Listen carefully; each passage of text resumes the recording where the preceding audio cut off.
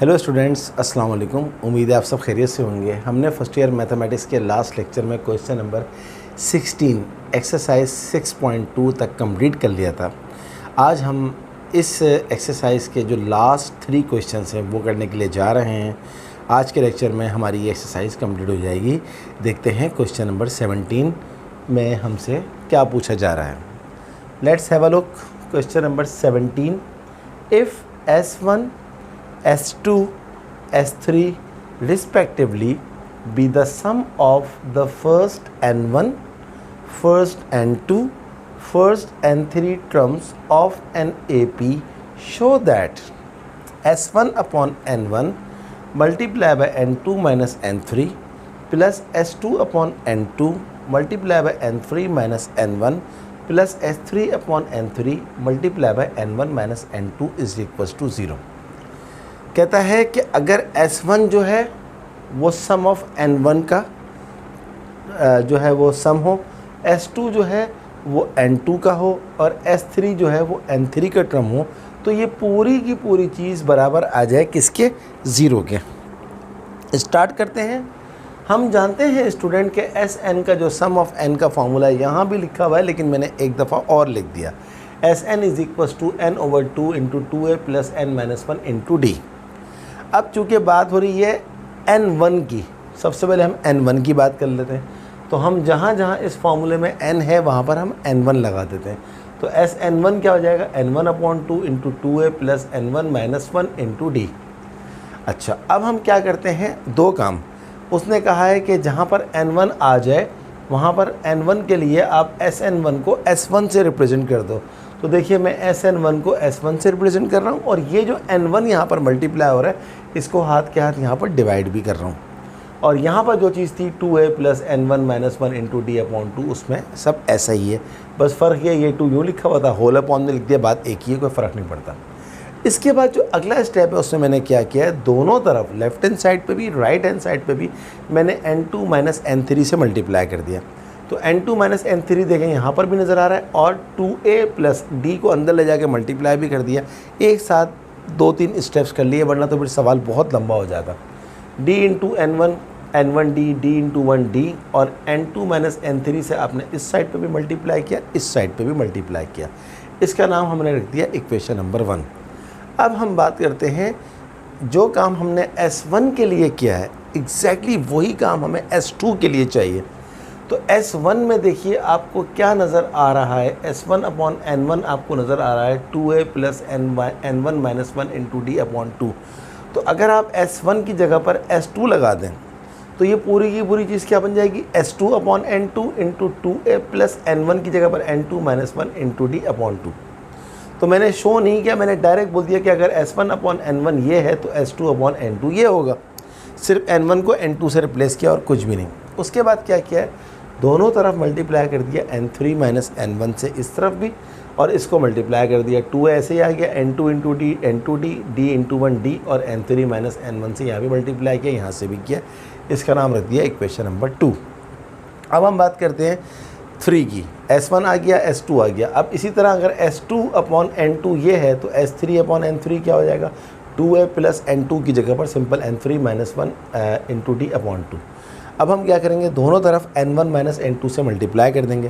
तो S3/n3 into n1 minus n2, इसको multiply करते हैं, 2 ऐसे ही आ गया, n3 into D, n3d, d into 1d और n1 माइनस n2 से यहाँ भी मल्टीप्लाई किया, यहाँ से भी मल्टीप्लाई किया, अपॉन में 2 लिखा हुआ है। इसका नाम रख दिया इक्वेशन नंबर 3।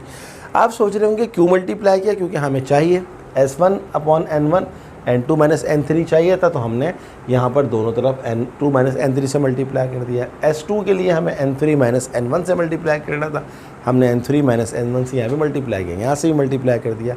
S3 के लिए हमें n1 माइनस n2 से मल्टीप्लाई करना था, हमने यहाँ से भी मल्टीप्लाई कर दिया S3 के लिए, ये रहा n1 माइनस n2 से, और यहाँ भी कर दिया। इसके बाद अब क्या करेंगे, ये सारी की सारी चीज़ ऐड करेंगे तो क्या आंसर आ जाएगा? 0। इसका नाम मैंने रखा था इक्वेशन नंबर 1, इसका नाम इक्वेशन नंबर 2, इसका नाम इक्वेशन नंबर 3। तो देखिए मैंने क्या लिखा है, add equation number 1 plus equation number 2 plus equation number 3। तो लेफ्ट हैंड साइड भी ऐड हो जाएगी और राइट हैंड साइड भी ऐड हो जाएगी। तो इसकी लेफ्ट हैंड साइड क्या है, इक्वेशन नंबर 1 की S1/n1 into n2 minus n3 plus equation number 2 की लेफ्ट हैंड साइड क्या S2/N2 into N3 minus N1 plus equation number 3 की लेफ्ट साइड क्या है S3/N3 into N1 minus N2 is equal to, यहाँ पर जगह नहीं थी, अब हम सारी की सारी राइट साइड को ऐड कर रहे हैं, इज इक्वल टू का साइन लगा देना चाहिए मुझे यहाँ पर। Is equal to right hand side के ऊपर क्या है यहाँ पर 2a plus N1D minus D into N2 minus N3/2 ये आ गया, प्लस इसकी राइट हैंड साइड क्या इक्वेशन नंबर 3 की 2a plus N3D minus D into N1 minus N2/2 ये आ गया, प्लस इक्वेशन नंबर 3 की राइट क्या है साइड, सॉरी ये मैंने इक्वेशन नंबर 2 की राइट हैंड साइड रखी थी 2a plus N2D minus D into N3 minus N1/2 plus, अब आगे जगह नहीं है तो फिर मैंने क्या किया इक्वेशन नंबर 3 की राइट हैंड साइड को यहाँ लिख दिया 2a plus N3D minus D ये लिखा हुआ इंटू N1 माइनस N2/2। अब हमने इन सबको ऐड करना है, तो जो हमारे पास एक्स्ट्रा नज़र आ रही हैं चीज़ें जिसको रब करके हमें कोई फ़र्क नहीं पड़ेगा, तो ये सारा का सारा हम रब कर देते हैं क्योंकि हमें इसकी अब कोई ज़रूरत नहीं है। ये आ गया, इस पूरे को रब कर देते हैं क्योंकि हमें तो राइट हैंड साइड को ज़ीरो ला के दिखाना है ना, तो राइट हैंड साइड जो है वो ज़ीरो कैसे आएगी। अब हमें थोड़ा सा इसको ऐड सब्ट्रैक्ट करना होगा। ये पूरा का पूरा आपके सामने लिखा हुआ है, तो सबसे पहले मैं एक काम करता हूँ 2 LCM ले लेता हूँ पूरे का। ये 2 LCM आ गया, 2 से 2 कट जाएगा, मल्टीप्लाई कीजिए 2a इंटू N2 हाथ के हाथ मल्टीप्लाई कर दें, ये हो जाएगा 2a N2।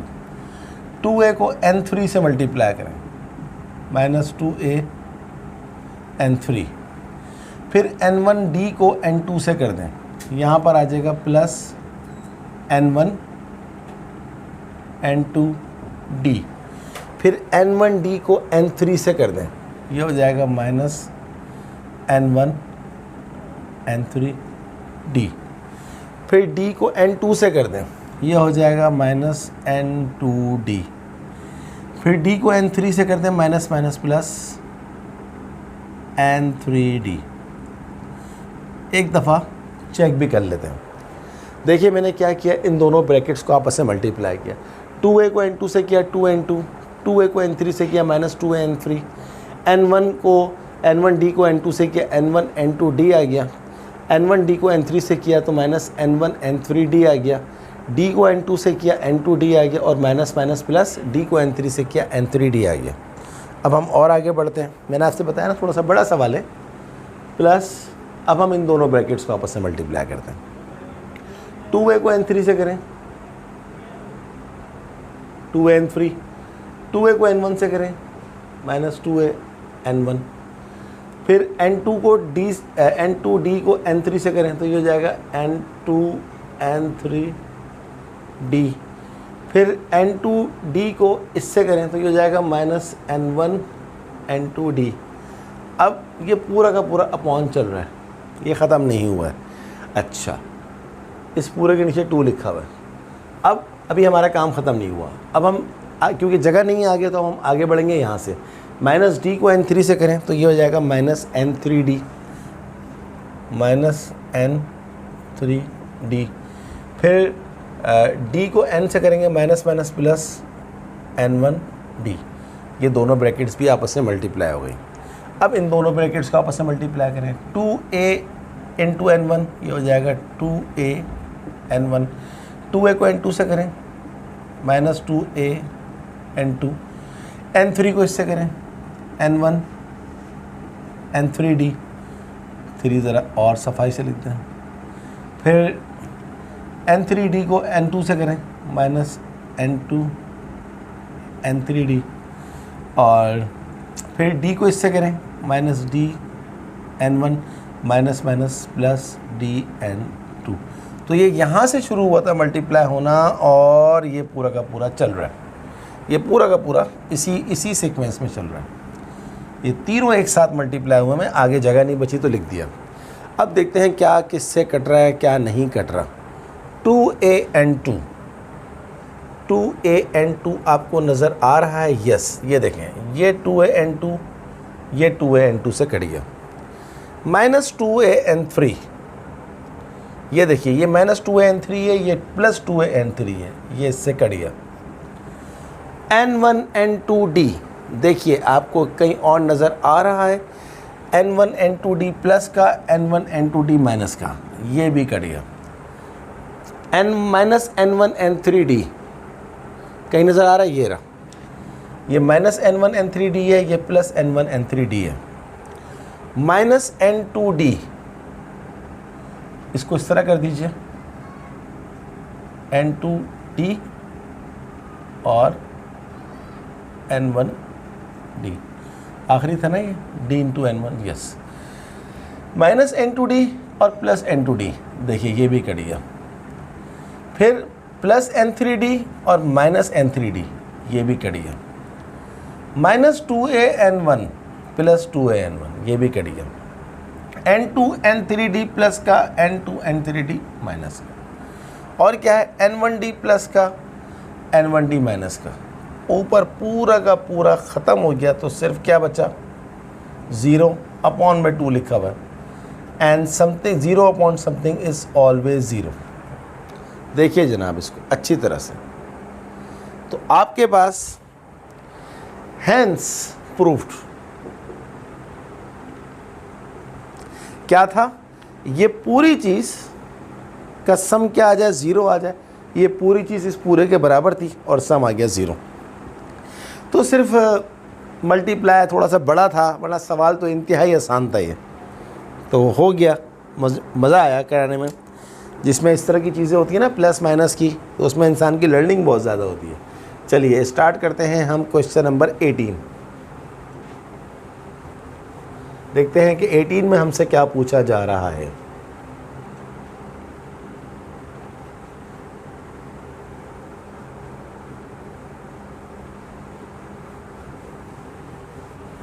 What is question number 18 is,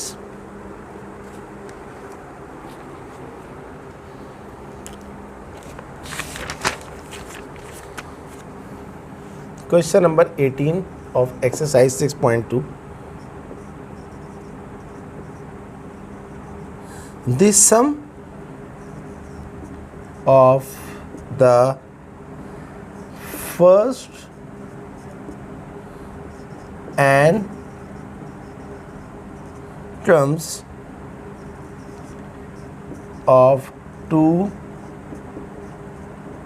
APs are as 13 minus 7n ratio 3n plus 1. Find the ratio of their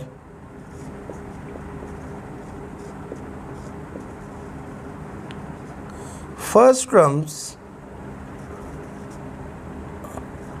and also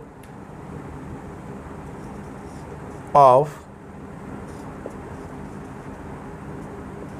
their second terms.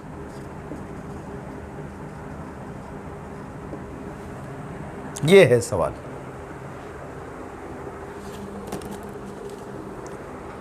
Question में हमसे कहा जा रहा है कि दो APs हैं। The sum of the first n terms of two APs are as 13 minus 7n 3n plus 1। कह रहा है दो APs हैं, सम टू n टर्म्स की, आपको उन दोनों की फर्स्ट टर्म का रेशो बताना है और सेकंड टर्म का रेशो बताना है। तो अब हम सबसे पहले हमें पता है कि Sn का फॉर्मूला होता है n/2 into 2a plus n minus 1 into d। अच्छा, अब हमारे पास ये फॉर्मूला है 2a plus n minus 1 into D. ये हम फ़र्ज़ कर लेते हैं कि दो APs की बात हो रही है, ये पहली AP की है। सेकंड AP को हम ऐसे करते हैं, S डैश कर देते हैं, तो ये हो जाएगा n/2 into 2a dash plus n-1 into d dash. Dash लगाया सिर्फ इसलिए कि हमें दोनों APs का डिफरेंस नज़र आ रहा है, ये एक AP का है, ये दूसरी AP का है। नाउ अकॉर्डिंग टू क्वेश्चन, अब उसने क्वेश्चन में क्या कहा है कि Sn upon S and S dash n, ये हमें इसका रेशो क्या दिया हुआ है, 13 minus 7n upon 3n plus 1। अब Sn हमारे पास क्या है, n/2 into 2a plus n-1 into d upon S dash n हमने क्या लिया, n/2 into 2a dash plus n-1 into d। और ये किसके बराबर है सम, ये हमें दिया हुआ है 13 minus 7n upon 3n plus 1। अब कुछ कट रहा है, ये इससे कट रहा है, काट दिया। अब हम एक काम और भी करेंगे, हाथ के हाथ हम इन दोनों टर्म में से 2 बाहर निकालेंगे। एक मिनट, थोड़ा ब्रैकेट शो कर देते हैं। 2 बाहर निकाला तो ये हो गया a plus n-1 upon 2 into D. पहले निकाल दूँ फिर बताता हूँ क्या किया मैंने। ये a dash plus n-1 upon 2 into D. देखिए जब कॉमन निकाला जाता है, अच्छा कॉमन क्यों निकाला है ये मैं अभी बाद में बताऊंगा, पहले आपको अलजेब्रा का रूल बता दूंगा। आपने बोला कि जी मैंने 2 कॉमन निकाल लिया ऊपर वाले में से, जब कॉमन निकाला और वापस 2 को लेके जाएंगे, अगर वही चीज़ आ रही है तो आपने काम सही किया, वरना गलत किया। देखें 2 इंटू है 2 है, और 2 को जब इससे मल्टीप्लाई करेंगे तो ये वाला 2 ये वाले 2 से कट जाएगा, दोबारा वही चीज़ आ जाएगी। अच्छा क्यों किया है ये अभी थोड़ी देर के बाद पता लगेगा। चल क्या रहा है, 13 minus 7n upon 3n plus 1, ये 2 से 2 भी कट गया। अच्छा अब स्टूडेंट हमारा सवाल क्या है, हमारा सवाल है पहला part, find the ratio of their first terms. इसकी पहली टर्म क्या है a, रेशियो, इसकी पहली टर्म हमने नाम क्या रखा a डैश, ये हमें रिक्वायर्ड है, क्वेश्चन मार्क। तो अब मैं इस जगह पर मुझे a और a का रेशो चाहिए। a और a का रेशो जब ही आएगा जब ये पूरी चीज़ 0 हो जाए और ये पूरी चीज़ 0 हो जाए। और ये पूरी चीज़ 0 कैसे हो सकती है कि अगर मैं put n is equal to 1 रख दूँ हर तरफ। देखें a प्लस n की जगह क्या रखा, 1 minus 1 upon 2 upon a dash plus n की जगह पर क्या रखा, 1 माइनस 1 अपॉन 2। इस साइड पे भी हम रखेंगे 13 माइनस 7 इंटू n कितना है 1, 3 इंटू 1 प्लस 1। देखिए 1 minus 1 0, 0.2 0, a dash 1 minus 1 0, 0.2 0, 13 minus 7 1 जा 7, 3 1 जा 3 plus 1, a plus 0 a dash, 13 minus 7 होता है 6, 3 प्लस 1 होता है 4, 2 3 जा 6, 2 2 जा 4। तो a रेशो a डैश मेरे पास आ गया 3:2। और यही मुझसे उसने मांगा था first part of the question, find the ratio of their first terms. तो फर्स्ट टर्म का रेशो आ गया हमारे पास a डैश 3:2। अब उसने बोला है and also find the ratio of their second term.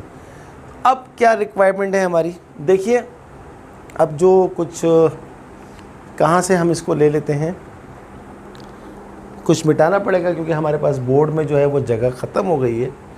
तो एक तो ये मिट जाएगा क्योंकि हमारा आंसर आ चुका है, एक तो ये मिट जाएगा, और दूसरा ये भी हमारे काम का नहीं है। अब यस, पहले पार्ट का आंसर आ चुका है। देखिए आपको याद होगा जब आप अर्थमेटिक सीरीज़ या अर्थमेटिक सीक्वेंस लिखते हैं तो उसका पहला टर्म क्या होता है a, दूसरा क्या होता है a प्लस डी, तीसरा क्या होता है a प्लस 2d, और चौथा क्या होता है a plus 3d and so on. ये अरिथमेटिक सीक्वेंस का पहला टर्म होता है, ये दूसरा होता है, ये तीसरा होता है, ये चौथा होता है। अब सवाल देखें, find the ratio of their first terms, वो मैं निकाल चुका हूँ, and also of their second term. Second term क्या है? A plus d. तो असल में जो मेरी रिक्वायरमेंट है वो है a plus d ratio a dash plus d dash, ये मेरी रिक्वायरमेंट है। सही है जनाब, क्योंकि मैंने डैश से रिप्रेजेंट किया था, अगर आपको याद हो। तो इसको अब हम मिटा देते हैं, यहाँ इसको एक दफ़ा दोबारा लिख देते हैं, ए प्लस डी अपॉन ए प्लस ए डैश प्लस डी डैश, ये मेरी रिक्वायरमेंट है। आई होप कि आपको समझ में आ गया होगा। अब इधर आ जाइए, तो मुझे क्या चाहिए? ए प्लस डी चाहिए। ए प्लस डी लाने के लिए मुझे इस पूरे को ख़त्म करके इसकी जगह पर 1 लाना है। तो एक ही तरीका हो सकता है, n-1/2 को मैं 1 के बराबर ले लूँ, और यहाँ से अब देखिए a प्लस n-1/2 किसके बराबर है?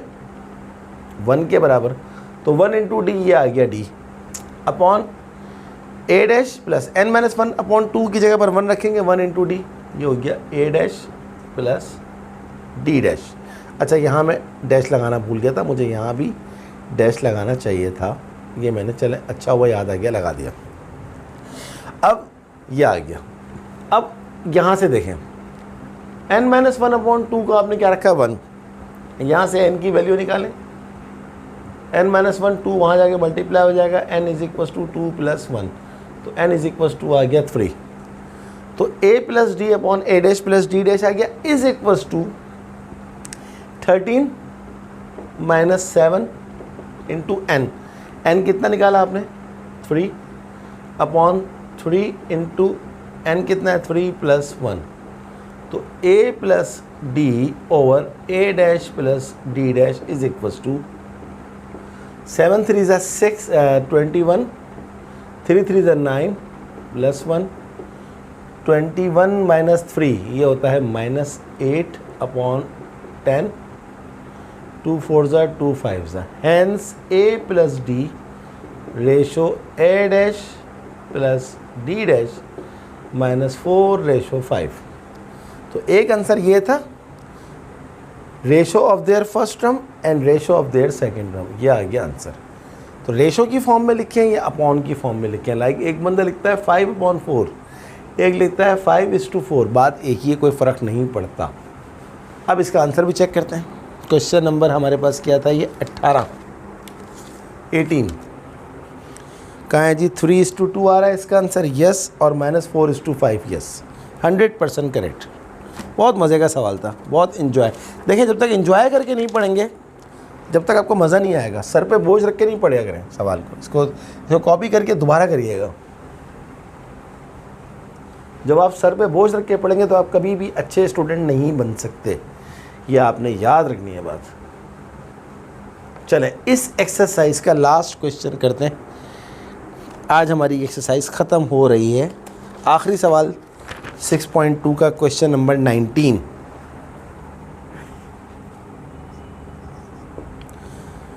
क्या पूछा जा रहा है हमारे से? Find the least value of n for which the sum of the first and odd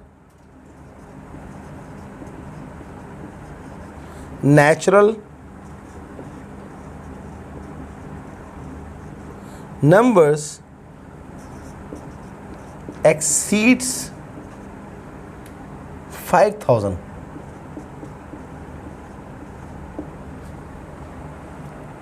ये भी एप्लीकेशन है।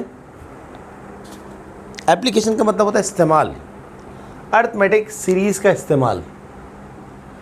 कहता है n की वैल्यू बताओ, फाइंड द लीस्ट वैल्यू, छोटी से छोटी, लीस्ट मतलब छोटी से छोटी बताओ value for which the sum of the first and odd natural numbers exceed 5000। तो सबसे पहले तो हम एक काम करते हैं, ऑड नेचुरल नंबर्स लिख लेते हैं। ऑड नेचुरल नंबर्स क्या होते हैं? 1, 3, 5, 7, 9, 11 एंड सो ऑन। अब हम क्या करते हैं, इसका सम भी निकाल लेते हैं। तो सम निकालने के लिए फर्स्ट टर्म क्या है? 1, डी क्या है? 3 - 1 यानी कि 2, s n is equal to n/2 into 2a की जगह पर रख दिया 1 प्लस n-1 इंटू डी की जगह पर रखा 2, s n is equal to n/2, 2 1 ज़ा 2 प्लस 2 इंटू n, 2n 2 1 ज़ा 2, 2 से 2 कट गया, n/2, 2n 2 से 2 कट गया, n स्क्वायर। ये हमारे पास sum to first n odd natural numbers का सम जो आ गया वो आ गया n square. Now according to question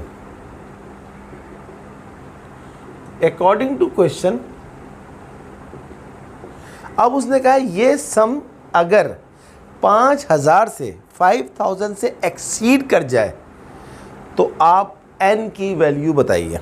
exceed का मतलब होता है बड़ा हो जाए, यानी कि हम कह सकते हैं ये जो सम आ रहा है n स्क्वायर एक्सीड माने ग्रेटर देन, बड़ा हो जाए। बड़े को हम मैथ की लैंग्वेज में कहते हैं ग्रेटर देन। n स्क्वायर आ गया 5000। स्टूडेंट हम जानते हैं जब स्क्वायर हटता है तो स्क्वायर रूट लगता है। तो देखते हैं 5000 का स्क्वायर रूट क्या होता है।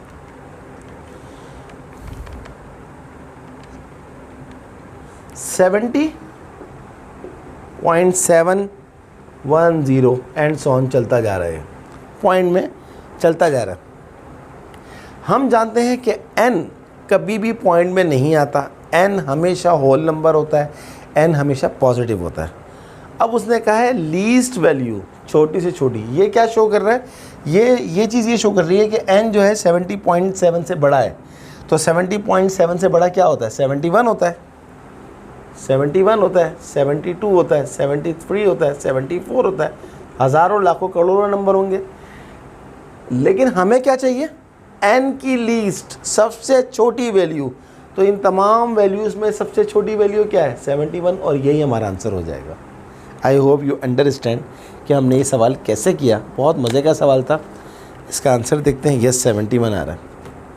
सो गुड न्यूज़ ये है स्टूडेंट्स कि आज हमारी ये एक्सरसाइज 6.2 100% कंप्लीट हो गई है। कोई पार्ट, कोई क्वेश्चन हमने इसमें नहीं छोड़ा। मुझे उम्मीद है कि आप ये सारे क्वेश्चंस कॉपी करेंगे, ख़ुद भी प्रैक्टिस करेंगे, और वो टीचर्स जो मेरी वीडियो देख रहे हैं उनको भी चाहिए कि इन तमाम क्वेश्चंस को बहुत अच्छी तरह से, इसी तरह या मुझसे भी ज़्यादा अच्छे तरीके से, मैं समझता हूँ मैं इतना अच्छा टीचर नहीं हूँ जितने बाकी टीचर्स हैं, तो वो मुझसे भी ज़्यादा अच्छे तरीके से करवा सकते हैं। ये वाले क्वेश्चन ज़रूर करवाएं। और स्टूडेंट्स आप सबसे ये रिक्वेस्ट है, काइंडली अगली जो क्लास होगी उसको बिल्कुल भी मिस नहीं करिएगा, क्योंकि एक्सरसाइज 6.1 में था अर्थमेटिक सीक्वेंस, 6.2 में था अर्थमेटिक सीरीज़, ख़त्म हो गई। 6.3 में है इंसर्ट अर्थमेटिक मीन। तो वो हम किस तरह इंसर्ट करेंगे वो हम आपको अगली क्लास में बताएंगे। तब तक के लिए आप एक्सरसाइज 6.2 की खूब प्रैक्टिस कीजिए और मेरे चैनल को सब्सक्राइब करना नहीं भूलिए। वीडियोस को लाइक करें, वीडियोस को शेयर कराएं अपने तमाम दोस्तों को, और ज़्यादा से ज़्यादा प्रैक्टिस करें। ओके स्टूडेंट्स, अगली क्लास तक के लिए अल्लाह हाफ़िज़।